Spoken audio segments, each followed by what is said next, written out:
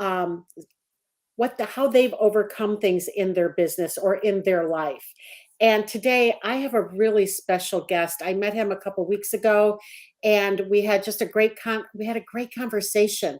And at the end of the conversation, he said, "I'm blind." I'm like, "Well, okay, I would have never guessed, right?" And then I said, "I think I'd really love to have you on my Milk Crate Moment podcast because there's got to be a story behind that." So, Stefan, before we get started, well, like we're going to talk about your business, but the first thing I always want to do is find out more about your Milk Crate Moment, and we've titled that "From Darkness to Triumph," and navigating blindness in grad school. And was it beyond? I've got a dot dot dot there, right?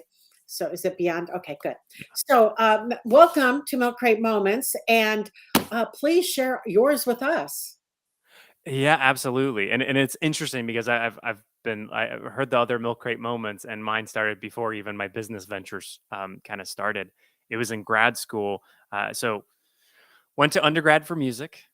And then kind of went, oh, you don't need a degree in music to play music. You can just play music if you like playing music. Let's get serious about this. You're spending thousands upon thousands of dollars, or to be more accurate, my parents were spending thousands and thousands of dollars. So they had a little more say in what I was going to do.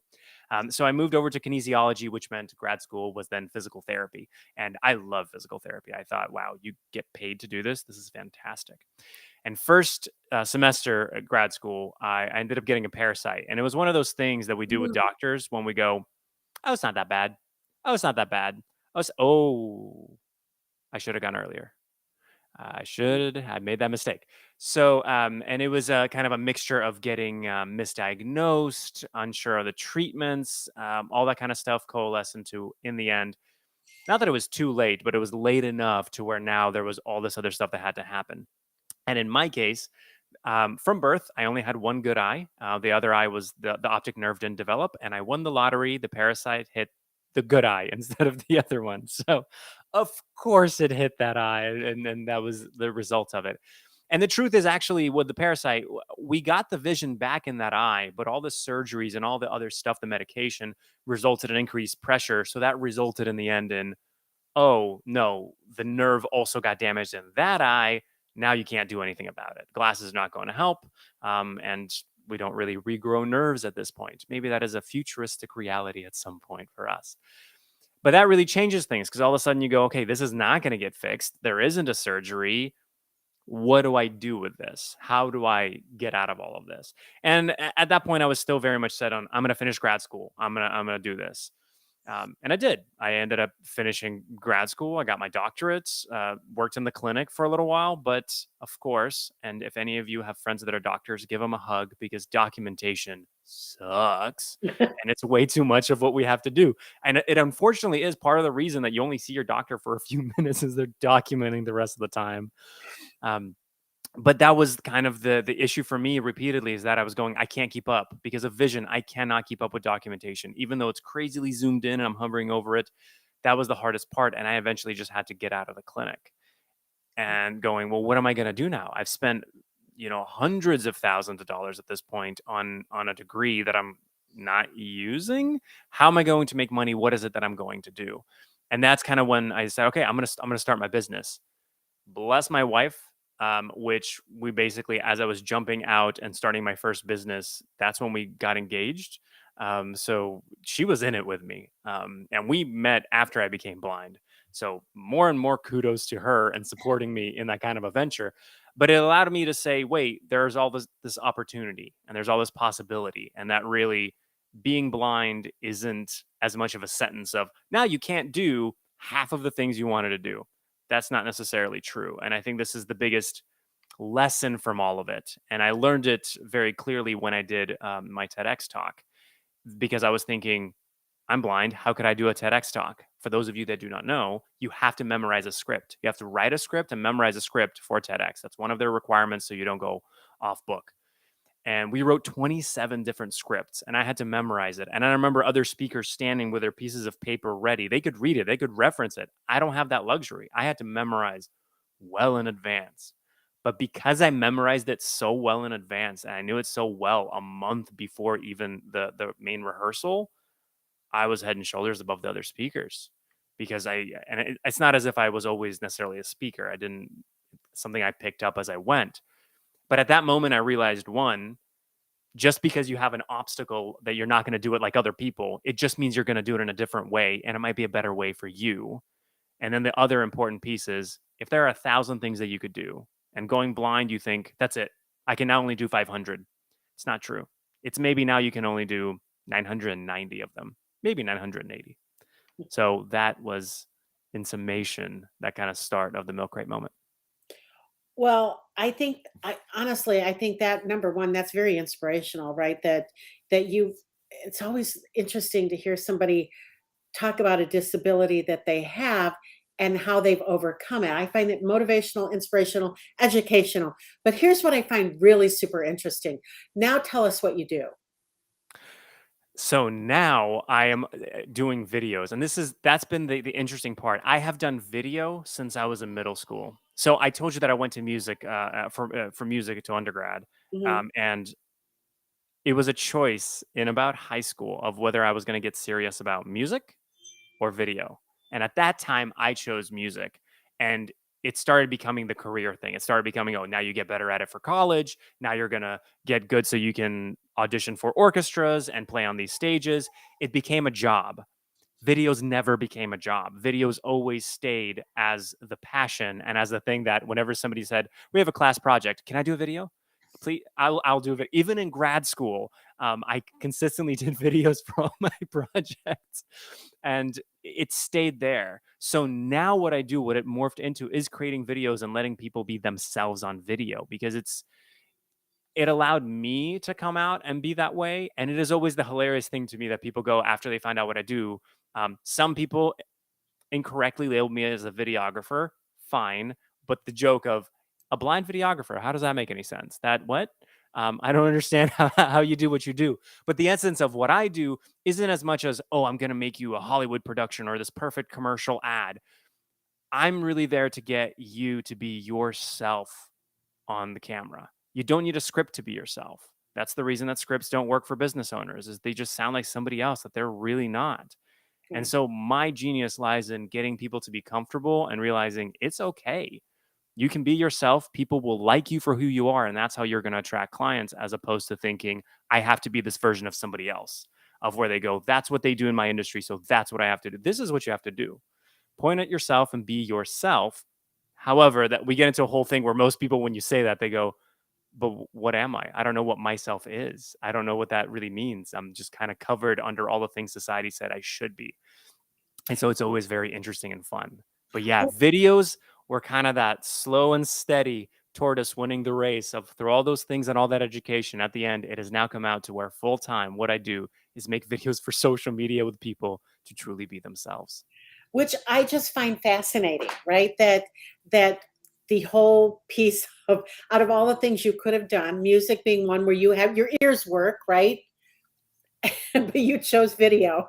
I just find that I find it fun and funny and interesting and fascinating that you're doing that. So let's talk about how are you getting people to be just themselves? How do you get that across to them about, look, I need a little bit more either authenticity or you call it something else. What is it? Yeah, and I'll get into the authenticity versus what I like to push people towards. Okay. It actually starts with the company name. So the company name is the Professional Unicorn. I've been called a unicorn for a variety of reasons throughout all my life. Partially just being magical and different, partially loving purple, all these different things. And when I was starting the company, I was thinking nobody's going to take you seriously if you call yourself a unicorn. They're gonna be like, oh, that's so unprofessional. I was like, how do I overcome that objection? Oh, I'm going to call it the Professional Unicorn. By default, I'm professional. You cannot argue with that part whatsoever. And so that within itself then gives this ridiculous permission for other people to be themselves because I have yet to find a business owner that gets as ridiculous into this as I am of saying, I'm a unicorn. I love purple. Here's all different lights and stuff whenever I make my videos and let me just have fun. So all of a sudden they go, well, compared to this guy, I'm good. And so the walls start coming down. So that's step one of them going, I'm talking to a unicorn. This is already different. The other piece is that most people immediately think I have to talk about business stuff. I need to talk about my business. This is what I need to be. And I'm going, we have to start with you. And as soon as you ask somebody about them and who they are and how they are, walls also start coming down because they can do that. And so I have a little formula that I usually give people. And that's how I usually talk to them as well. Is we first start with who you are, so a piece of your human self. We add it to what you do, and that ends up becoming of how you do it and why you is different. In the end, all three of those add up to why people choose you over anybody else. And so, to the point of we're talking about human side plus what you do side, your business side, equaling how you are different in that sense. The difference that I like to say is authenticity, be yourself, great. But unfortunately, you can't take it to the extreme. And this, I like using Taylor Swift because my wife loves Taylor Swift. So, Taylor Swift is the example for this. You love Taylor Swift. You go to a Taylor Swift concert. You've been waiting. Tickets are crazy expensive. You get there. Taylor Swift comes out on stage and says, I've had a really rough day. My boyfriend said something mean to me. My voice, it kind of hurts. My throat hurts a little bit. I don't feel like doing this today. I'm not going to perform. Thank you. And she walks away. That was authentic. That was truly how she was feeling in that moment. As the customer, you're not very happy. You came for a show. Now, here's the flip side of what I propose. Taylor Swift comes out on stage, says, I've had a really rough day. My boyfriend said something mean to me. My throat hurts. I'm going to really try to push through that, put that into my music, and give you the best show that I can give you. It may not be the best show Taylor Swift has ever done, but it will probably be the best show you've ever gone to because for that moment, for that hour, 2 hour, 3 hours, she's human. You realize that you connected to her, that she also has bad days. And so what I try to say is instead of authenticity, this extreme, let's try to go for humanity, something that we can really connect to. So if it's a business owner that's listening, instead of showing up to Zoom meetings and saying, I'd rather be rolled up in a blanket watching Netflix, you can say, it's been kind of a busier, rougher day for me, but I'm really excited for this meeting because then at least we're connecting that we do have these things in common. I love that. So, give us an example of. So, here's what I'm interested in, and I don't think you've covered this yet. And I have been running from the position of done is better than perfect all day long today, right? So, it started early this morning. Actually, it started on Monday and it's still going. But here's what I really am interested in, and what I think other people will be interested in. Tell us your process of how you're doing those videos for other people on social media, and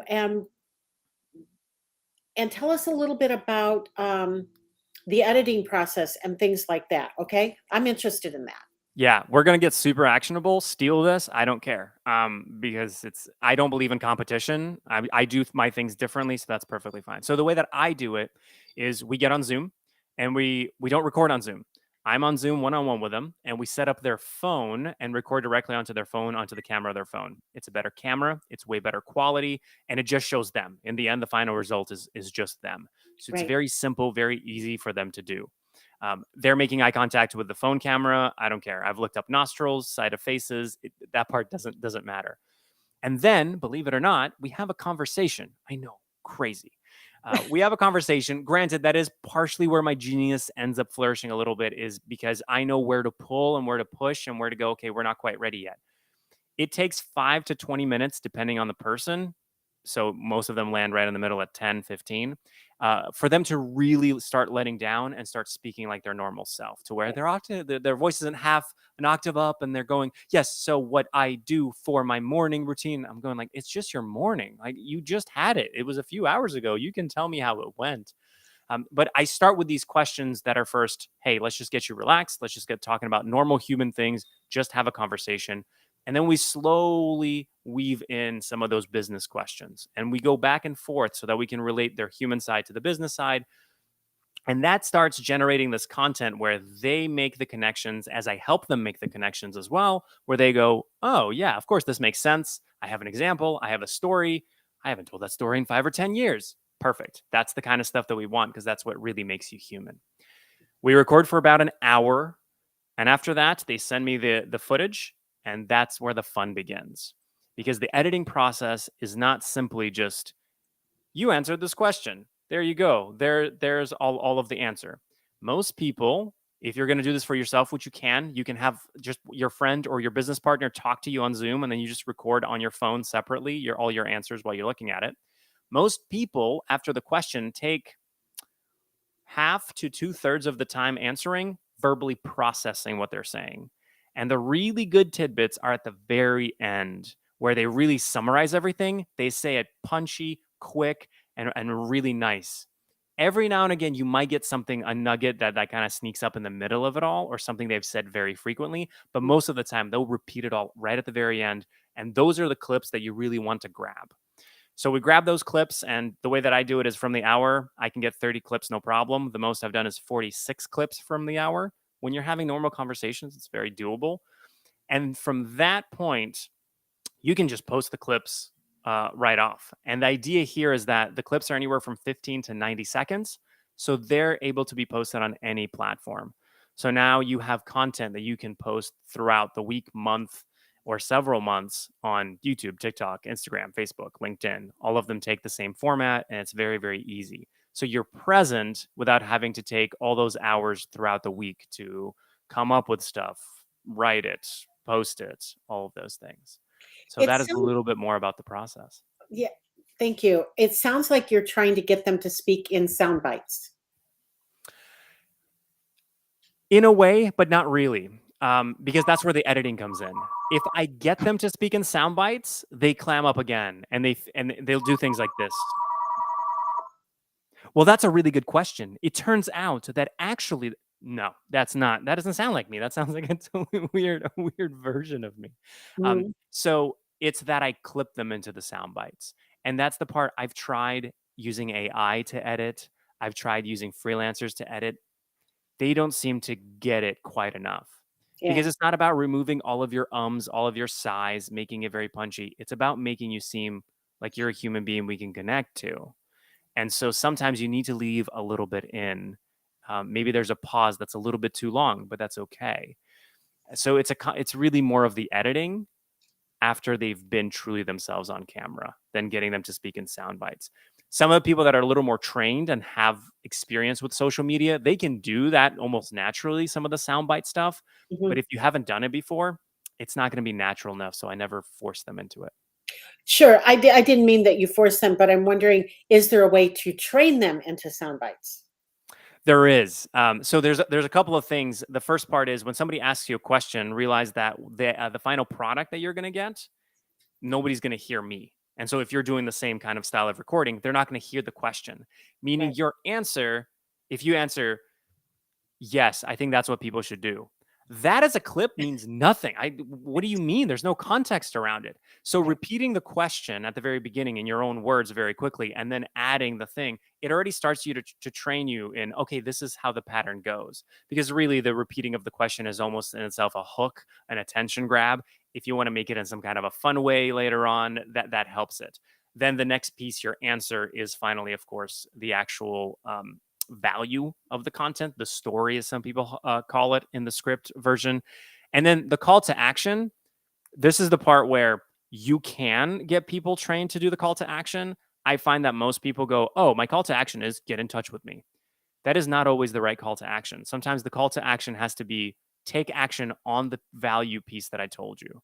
So, an easy example that I always love using for my kind of people is I told you that consistency of posting video on social media is the important part. The call to action isn't hire me. The call to action is go make a video and post it. Right. Because I'm going to have other call to actions later on that are going to tell you that you should hire me and do all those things. But it's far more valuable for you in that moment to go, yes, I should make a video right now. And the friction is far less. I know we got a little off topic of the soundbite talking, but you No, do kind of almost train in a little bit through the process because I work with my clients for 6 months at a time. And sometimes we have to do the seventh month because they go, wow, month six sounds way different than month one. well, yay, it should, right? I always tell my clients when I do a video challenge with them, embrace the suck, because the first 7 days when you start doing video or start doing a Facebook Live video or something, you're going to suck, right? Embrace it, love it, because in 7 days you will be completely different than you were Monday, right? So, oh, I love that. So, listen, I thank you so much for being here. This is how I like to end my podcast. What piece of information, what piece of business information would you share with other entrepreneurs? What do you think they should know about business from Stefan Zavalin's perspective? I'm trying to put together so many cliches into one sentence. Um, I Same think old. I'm gonna combine yours and mine, sort of in a way. Done is better than perfect. You guys have already heard that today. So yeah, imperfect action is great, but also the consistency part. Because if you take imperfect action irregularly, you don't get anything. But if you consistently take imperfect action and slowly improve it again and again and again, that's really what gets you to the final point. So if it comes to social media content or whatever else it might be, go do the thing. It will be terrible. Love that it's terrible, and just go do it. And as a tiny final caveat, if you're afraid that people are going to leave hateful messages, I love my haters, because if you get a hateful comment, you're doing something right. I could not agree with you more. And listen, make sure you get in touch with Stefan. He's got his Instagram and TikTok up here. By the way, I will have to put. I'm gonna write that down because I will follow you on TikTok. I have a slight TikTok addiction, which might be more than slight. And I love TikTok. I just think human beings are so funny. So I want to find out if you're funny or not. Are you funny? Oh yeah, yeah. Okay. I like to use the word creative. So some of them are funny, some of them are deep. But yeah, I Oh, think yeah. we yeah. So And let me but can I ask one more question about that? It's like this is the way I go, right? It's like I'm on the goodbye tour. Like we start the goodbye tour and then it's like 5 more minutes, right? So because I know something that you had said that you believe everyone is creative. Is that true? I'm gonna combine it with two things. So Okay. yes, I believe everybody is creative. Here's the catch. It's the three creativity truths. Number one, everybody is creative. Number two, truth, it looks different for everyone. Meaning that if you think creativity is being artsy, that's one version of creativity. Being really good at spreadsheets is a version of creativity. And the third creativity truth is don't let others define your creativity. So if you say I'm not creative like that, that's literally your mistake. Is you are not. That's the beauty of it. You are not creative like that. You're creative like this. And that brings me to a belief that really continuously resonates for me to from networking me. I found it out at a networking meeting, but networking meetings, social media, all these things is that I don't believe everybody is special. I believe everybody has the potential to be special. And it came about because at the end of a networking event, somebody went, everybody here is just so great and special and wonderful. And you guys are all so amazing. And I was sitting there going, I know two people that aren't. Like, I know two people right here that they're really not that great. Like, I'm like, I'm sorry. Like, and I think we all feel that. We just don't say it. Do they have Exactly. the potential to become fantastic? Yes, I do believe that. But right now, not so special. So that it kind of combines together that we point at other people for their creativity because it's not like that. And so we don't let ourselves become special by nurturing the creativity we are good at. Stefan, what I love best about everything you said today is that you see people's creativity, right? Thank you. Thank you, Perry. Thank you very much. Jean has left the building, right? On that note, we're going to end because Stefan found me funny. So on that note, we're going to say goodbye. Stefan, thank you so much for being here. You have been a fantastic guest, and it has been so much fun. Um, talk to you soon. Okay, Yeah, my absolute pleasure. Guys, go make a video. go make a